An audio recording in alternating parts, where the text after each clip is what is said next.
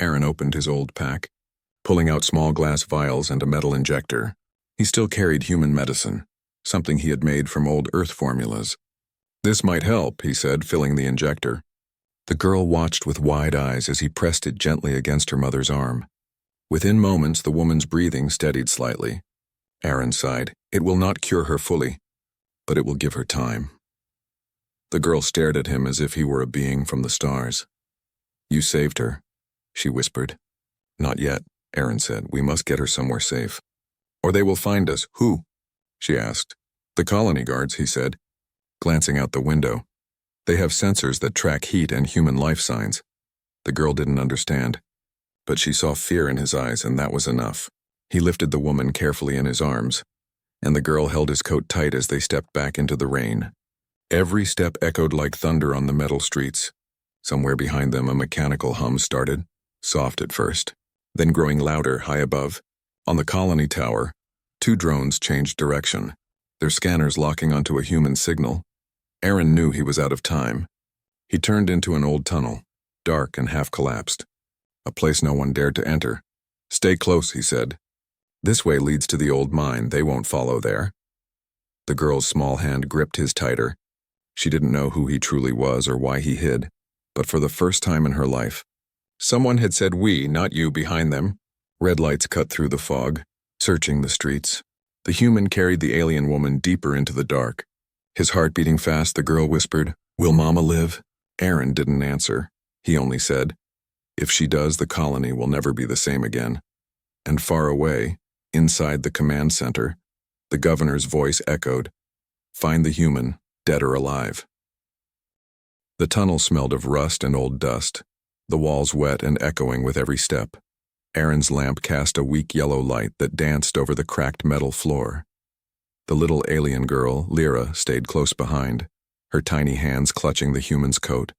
In his arms, her mother lay still, breathing shallow but alive. Aaron stopped near a broken vent, knelt down, and covered them with a torn blanket. "This place is safe for now," he whispered, listening to the hum of machines above. Lyra looked up at him, her eyes glowing faintly. "They won't come here?" "They fear the old tunnels," he said. "They say ghosts of the first settlers live down here." She blinked. "Do humans believe in ghosts?" Aaron smiled faintly. "We believe in mistakes that never die." He placed the woman gently on a dry piece of floor and began to prepare another dose of medicine. The girl watched as he worked with calm hands. "You talk like you've done this before," she said. "I was once a medic," he answered quietly. "On the ship Arcadia before it crashed here 2 decades ago." Lyra's eyes widened. "You mean, you came from Earth?" Aaron nodded. "Yes, but Earth is far away now, too far for me to ever go back." The girl's voice softened. "My mother used to tell me stories about humans. She said they were brave but cursed." Aaron paused. "Cursed?" "She said humans brought light and fire, but also war, and when people feared them, they hunted them." He looked away, the memory burning behind his tired eyes. "It wasn't all wrong," he said. "We tried to help, but fear spreads faster than truth." Outside the tunnel, faint mechanical noises echoed, the sound of drones scanning the air. Aaron turned off the lamp. Everything went dark except the soft glow from Lyra's eyes. He pressed a finger to his lips. Quiet. The drones passed above, a red light flickering through cracks in the tunnel ceiling. Lyra held her breath until the sound faded, then whispered, "Why are they hunting you?" "Because I'm proof that humans survived," he said, "and that scares them." After a long silence, Aaron checked the alien woman again. Her breathing was steady, but her pulse was weak. "She'll need rest," he said. "And food, real food, not the synthetic kind." "I can get food," Lyra said quickly. "I know where the guards leave supplies." "No," he said firmly. "It's too dangerous. They'll catch you." "But you can't go." "They'll kill you," she said, her voice trembling. Aaron looked at her for a moment, then nodded slowly. "All right, we'll both go." They left the woman wrapped in blankets, hidden behind debris, moving through the dark tunnels. Lyra led the way this time. She knew every turn, every ladder, every broken pipe. The tunnels opened into the colony's lower district, filled with old machines and empty warehouses. Aaron saw lights in the distance and guards patrolling the gates. They crouched behind a pile of metal crates. Lyra pointed toward a storage unit. That one, they keep food there. Aaron scanned the area. Too many guards, he murmured. Suddenly, a voice echoed through the air, sharp and metallic. Human detected, coordinates locked. Aaron grabbed Lyra's hand. Run, he said, and they sprinted through the shadows. Energy bolts burned through the air, hitting walls and pipes, sending sparks everywhere. Lyra stumbled, but Aaron lifted her in his arms and dashed into another tunnel. Behind them, the governor's drones hovered over the streets. Don't let the human escape, a cold voice ordered through the speakers. Aaron turned into an old lift shaft and jumped, sliding down the cables until they landed hard on a dusty floor. Lyra gasped. Are we safe? For now, he said, catching his breath. But deep inside, he knew this was only the beginning. The colony would not rest until every human trace was erased again. And somewhere far above, the governor stared at the glowing monitor showing Aaron's face. He whispered, So one human still lives. Then the old war is not over yet. The morning came with silence. No birds, no wind, only the deep hum of machines above the tunnels. Aaron sat near a rusted pipe, checking his small bag of supplies. The medicine was almost gone. Lyra sat beside him, her tiny hands holding a piece of stale bread she had found. She tore it in half and offered it to him. You need it more, she said softly. He smiled faintly. Keep it. You're still growing. But she shook her head and he accepted it with a quiet nod. Her mother still lay where they left her, weak but breathing. Aaron checked her pulse again, slower now. He knew time was running out. If I had one more vial, he murmured, I could stabilize her. What's a vial? Lyra asked. A small bottle, with medicine humans once used. I made these from old Earth formulas, but now, there's none left. Lyra's eyes brightened. There's a lab in the upper dome. They have medicine. Aaron looked at her sharply. That place is guarded day and night. But I can go, they won't notice me, they think I'm just a street kid. He shook his head. It's suicide, she whispered. If we do nothing, she dies anyway. Aaron's hands clenched, his heart heavy. He had seen too many die helpless. Finally, he said, Then we go together. They left the tunnels and reached the colony's central sector.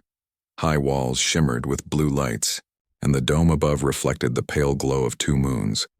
Everywhere they looked, machines scanned the air. Drones flew in circles like silent predators. Aaron pulled a torn hood over his head. Stay close, he whispered, and don't speak unless I tell you.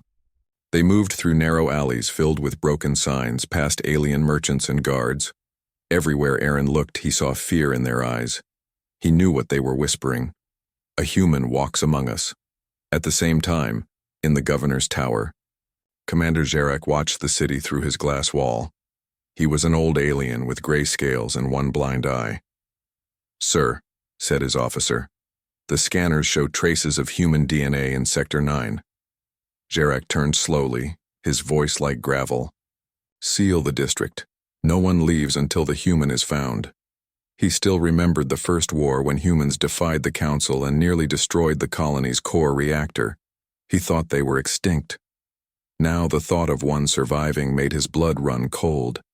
Meanwhile, Aaron and Lyra reached the lab gates. The walls hummed with blue energy and two guards stood by the door. We can't walk through, Aaron said, scanning the area. Lyra pointed to a vent near the back, small but open. She crawled through first. Silent as a shadow, Aaron followed, careful not to make noise. Inside the lab, glass shelves shimmered with light, filled with vials and strange alien tools. Lyra whispered, There, the medicine. Aaron searched quickly, his hands steady. He found a case marked with a symbol he remembered from the Arcadia. Human tech, he muttered, opening it.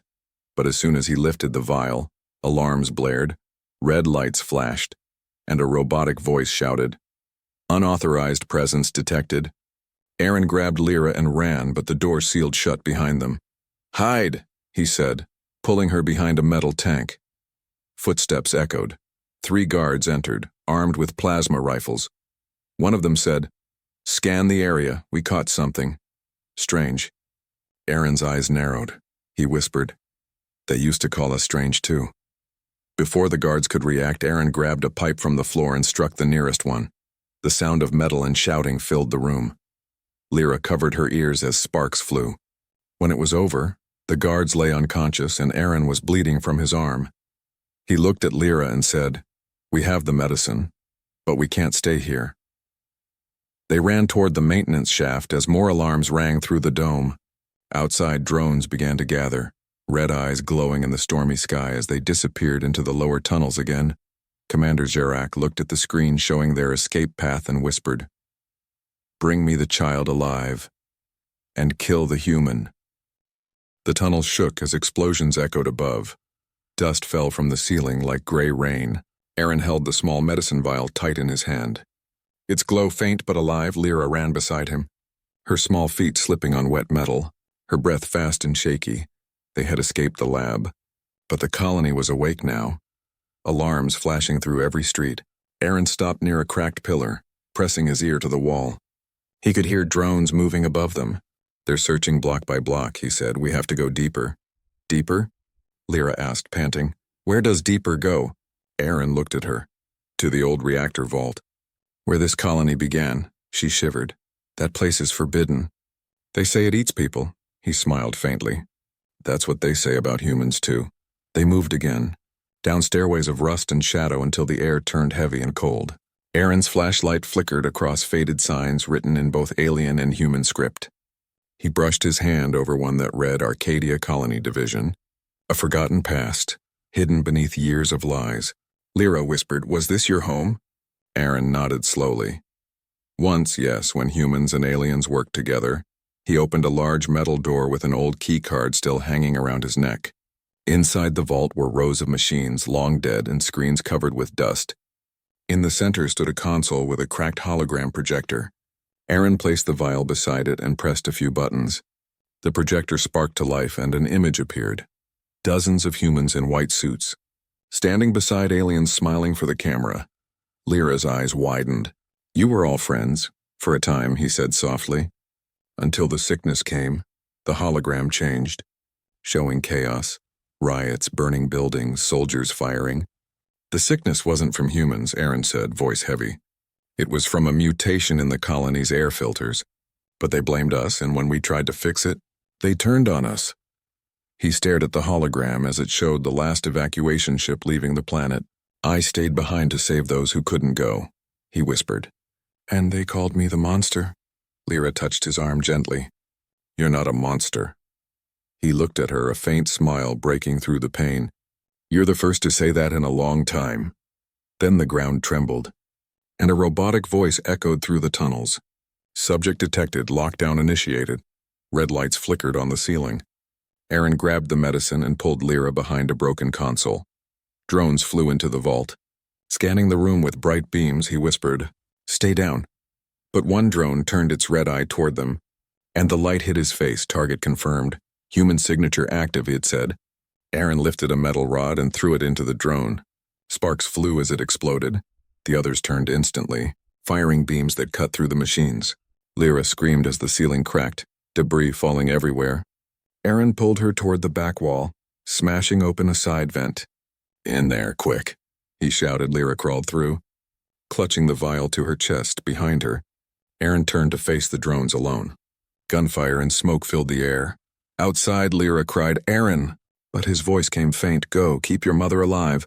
Don't look back."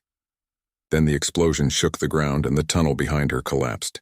Lyra fell to her knees, tears mixing with dirt and dust. The vial glowed faintly in her hands.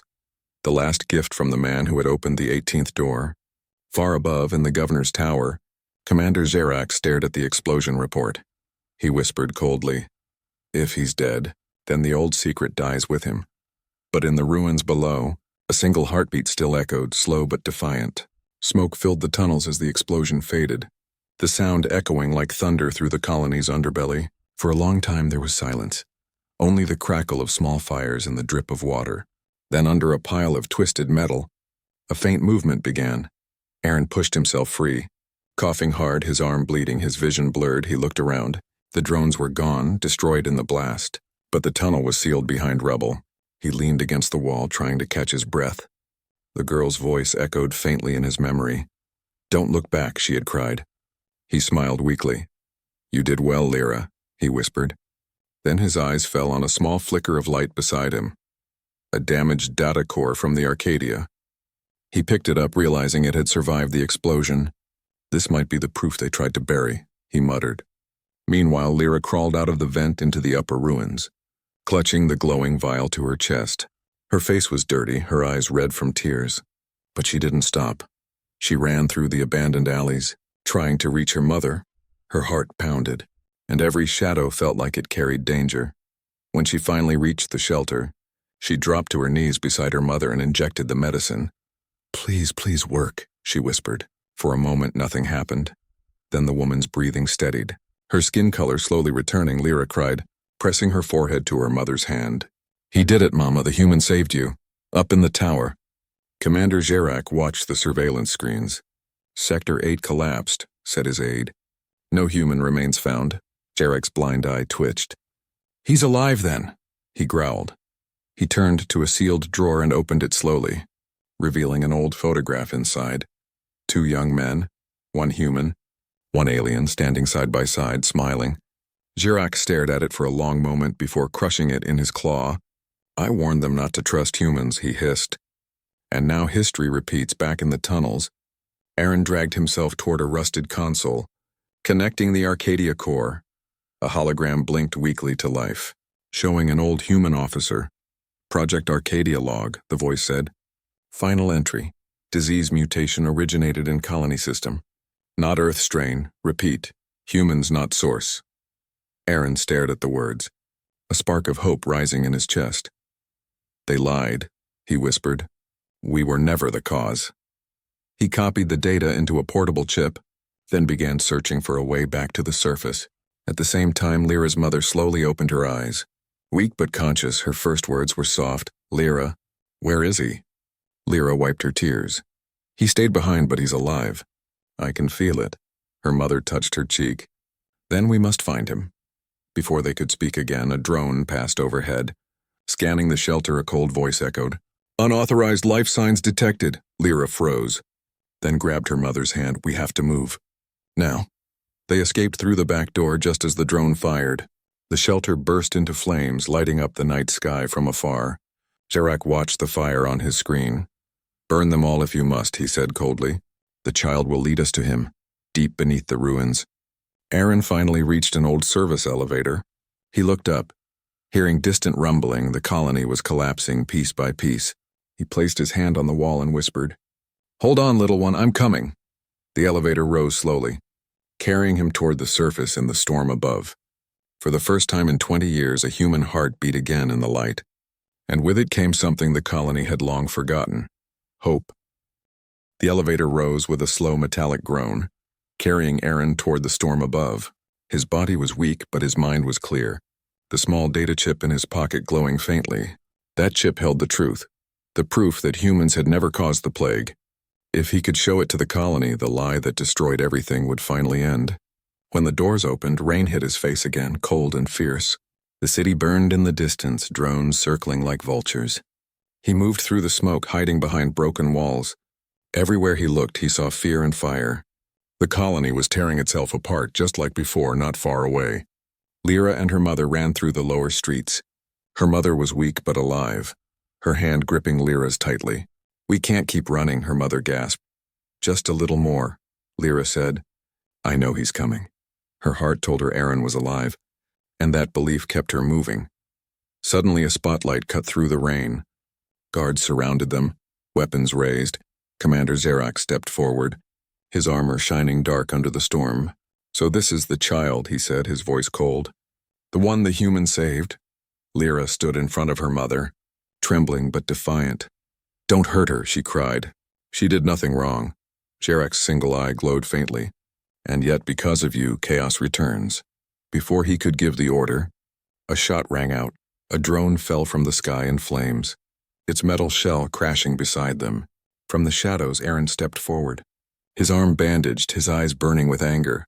"That's enough," he said, his voice echoing through the storm. Jarek froze, disbelief crossing his face. "You," he hissed. "I thought you were dead." Aaron held up the data chip. "You should have finished the job when you had the chance," Lyra ran to him, tears spilling down her face. "I knew you'd come." He smiled softly. "Told you I would." Jarek laughed darkly. "You think one file will change anything? The people hate your kind." Aaron took a step forward, lightning flashing behind him. "They don't hate us," he said. "They were taught to." He activated the chip, and a hologram appeared above the battlefield. Footage of the original scientists, alien and human, working together. Their voices echoed through the rain. "Mutation found in colony filters. Not human origin." The soldiers hesitated, their eyes wide. Zarek's expression twisted with fury. "Lies," he shouted. "You made this." Aaron looked straight at him.